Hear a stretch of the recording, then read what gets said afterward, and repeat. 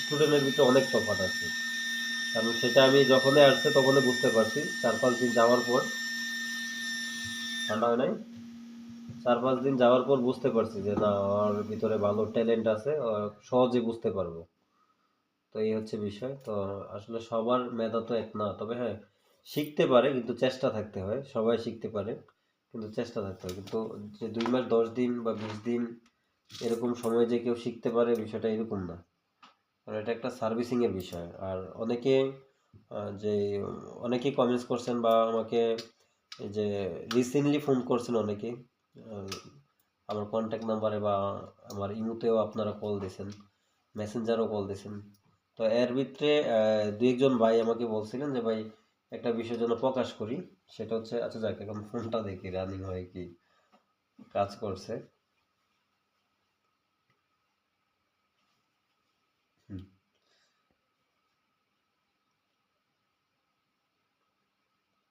চার্জারটা লাগাই দেখো। চার্জার ওইদিকে কেবল।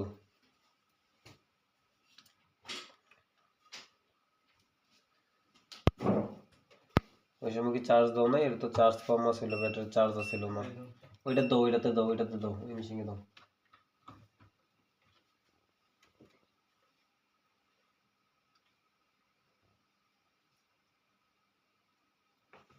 পেন নিতেছে না নাকি?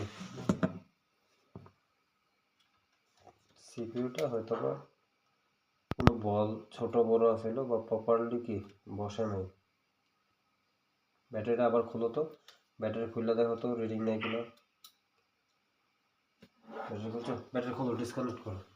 এটা কই লাগাইছে রিডিং